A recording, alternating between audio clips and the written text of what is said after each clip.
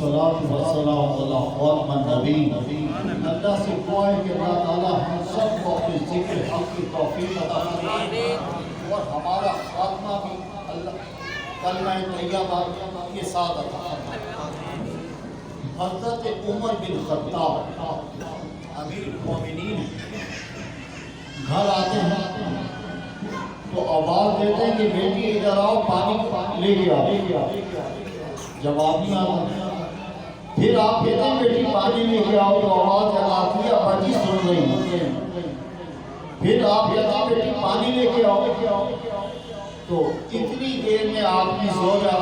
جو تھی وہ پانی لے کے آئی۔ کہا کہ میری بیٹی ایسی نافرمان ہو گئی کہ اس کو اتنا نہیں کہ باپ کہہ رہا ہے کہ پانی لے کے آؤ، کہہ رہی آتی، اس سے جواب دینا پڑے گا۔ تو زوجہ نے کہا کہ حضرت بات یہ ہے آپ بیٹی کا پاجامہ پھٹ گیا تھا، وہ اس کے سیکھ رہی تھی، اب وہ وہاں سے تو نہیں کہہ سکتی، تو آپ دوسرا لا کے بھی نہیں دیتے۔ تو حضرت عمر بے زر چاروں قطار ہونے لگے اور سر کو ملے جائے کہ پروردگار تیرا بے پناہ شکر ہے، احسان ہے کہ تو نے میری اولاد کو اپنی ضرورت روزی عطا فرمائی۔ تو اللہ سے دعا ہے کہ اللہ تعالیٰ ہم سب کو ان کے نقش قدم پہ چلنے کی توفیق عطا فرمائے۔ اور اس کے بعد حضرت حسن اور حسین بیمار ہو تو حضرت بی بی فاطمہ نے منت مانگی کہ میں 3 روزے رکھوں گی، پروردگار میں شفا یاب کرے۔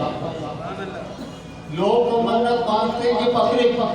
کوئی یہ نہیں کہتا کہ میں قرآن پڑھوں گا، کوئی یہ نہیں کہتا میں روزے رکھوں گا، اس لیے کہ نہ قرآن پڑھ سکتے نہ روزے رکھ سکتے۔ انہوں نے منت مانگی تو صاحب اللہ تعالیٰ نے 30 دن ہونے جو ہے شفا یاب کرے۔ تو آپ روزے رکھنے لگی تو آپ کے ساتھ آدھے بھی روزے رکھتے۔ پہلا مہینہ اختیاری کا وقت تھا، جیسے اختیاری کا وقت قریب آیا دروازہ کھڑکا کہ نبی کے گھر والوں میں بھوکا روٹی چاہیے۔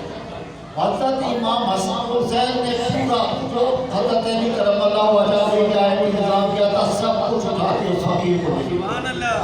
اور کھجور سے اختیار کر دیا، سحری بھی کھجور سے کر دی۔ جب دوسرا دن آیا تو حضرت بی بی فاطمہ نے 2 روٹیاں پکائی اور پکانے کے بعد انتظام کیا اس نے کہ آپ تیاری کر رہے تھے کربلا کی، آپ بچے کو برگر نہیں کھلا کے جوان کر رہے تھے، آپ تیاری کر رہے تھے کربلا کی، اس لیے آپ کو ان تھا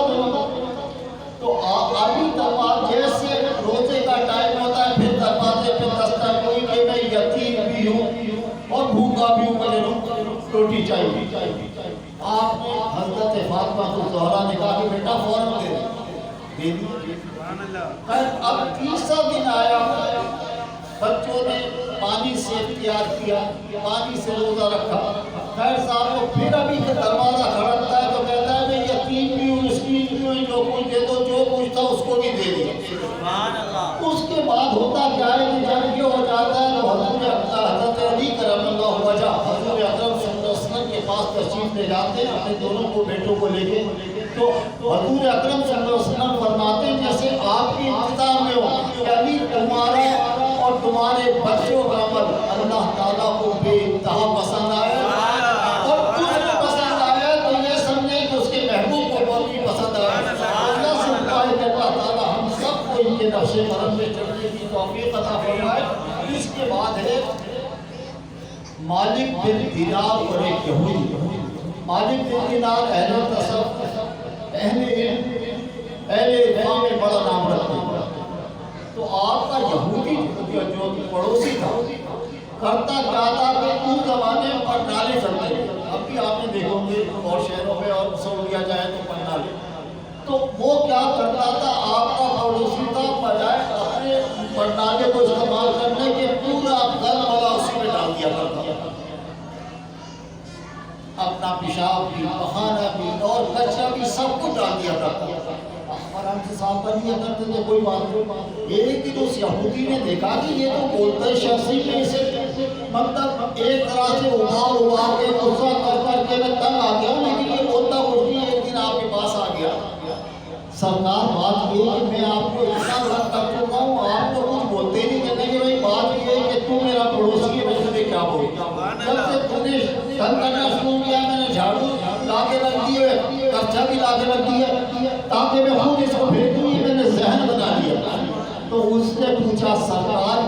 چیز آپ نے سیکھی کہاں سے، اتنی قوت برداشت؟ تو آپ نے فرمایا میں نے قرآن سے سیکھا، میں نے قرآن سے سیکھا، اس لیے کہ قرآن پاک میں کہتا ہے رب تعالیٰ کہ اپنے کو خود سے وہ پی جایا کرو،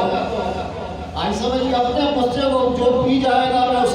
اس کے ساتھ ہے۔ تو بھائی میں نے تو وہ کام کیا، میں نے کوئی انوکھا کام نہیں کیا، آپ کے ساتھ ہی بیٹھے اگر میں غلط کہہ رہا ہوں، جو لوگ مجھ سے وہ پی جاتے ہیں۔ اس لیے کہ اس کے ساتھ ساتھ میں نے ایک اور واقعہ پڑھا کہ حضرت امام حسن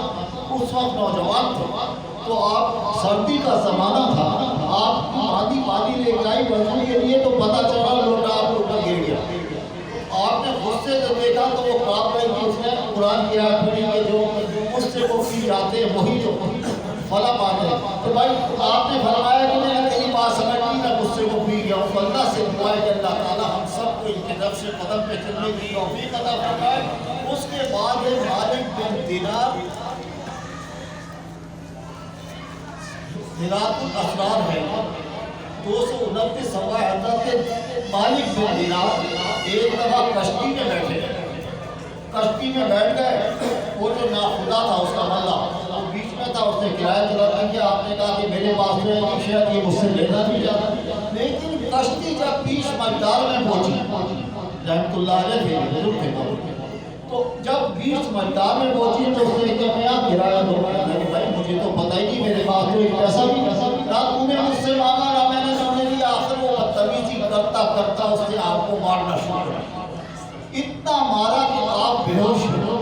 لیکن آپ یہی کہہ رہے تھے کہ میں اس کو بددعا نہیں دوں گا، رب تعالیٰ تو میرے لیے اسباب ہے، اتنا کہنا تھا، ذرا سا ہوش آیا، پانی اس نے ڈالا تو پتا چلا کہ جتنی بھی سمندر کی مچھلیاں تھی وہ کشتی پہ آ گئی، ان کے منہ میں ایک دینار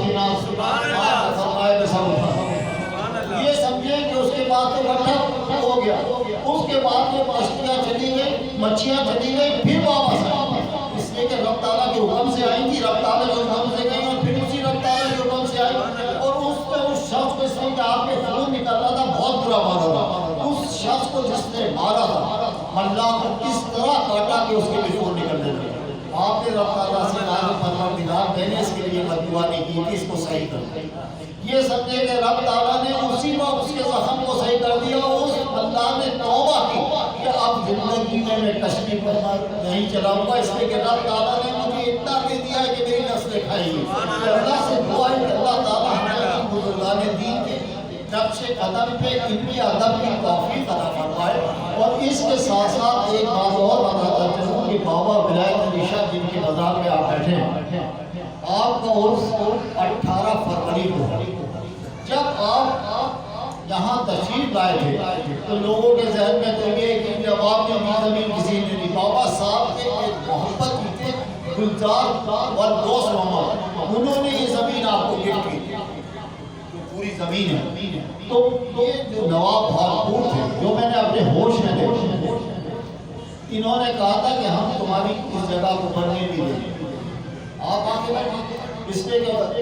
دیوان فرید میں بھی آپ کا ذکر ہے کہ میرا محبوب آئے گا وہاں اس کی قبر ہوگی، ایسے ایسے ہوگا، پورا پہلے بتایا ہوتا، کنواں کھلوائے گا، مسجد بنوائے گا، سب تو صاحب آپ نے کہا کہ بھائی بات یہ کہ ہم فقیر لوگ ہیں، ہمیں کرنا ہے جہاں فقیر بیٹھ جاتا اٹھتا نہیں، تو آپ یہ دیکھیے کہ جوان صاحب جو تھے رات کو بستر پہ نہیں ہوتے تھے، نیچے گرے ہوتے تھے، آخر آپ سے آگے معافی مانگے، آج یہ دیکھیں کہ وہ برباد ہے یہ آباد، اس لیے کہ میں نے کبھی زندگی میں یہاں اللہ کا ذکر یا قرآن خوانی یا کوئی دعا نہیں ہوتی دیکھی، پھر اللہ تعالیٰ نے ایک وقت ایسا لایا کہ اس کو حنیف بہت صاحب نے خرید لیا، تو آپ یہ دیکھو گے گلے گلزار بن گیا، اس لیے کہ یہاں قرآن خوانی بھی ہوتی ہے، یا صلاۃ السلام بھی ہوتا ہے، اور یہ سمجھے کہ ہر طرح کی فاتحہ بھی ہوتی ہے، تو بھائی یاد رکھو کہ جو شخص رب کا ذکر نہیں کرتا وہ فنا ہو جاتا، تو اللہ سے دعا ہے کہ اللہ تعالیٰ ہم سب کو اپنے ذکر حق کی توفیق عطا فرمائے، وما توفیق ہے۔ تمام حضرات میرے ساتھ مل کے پڑھیں۔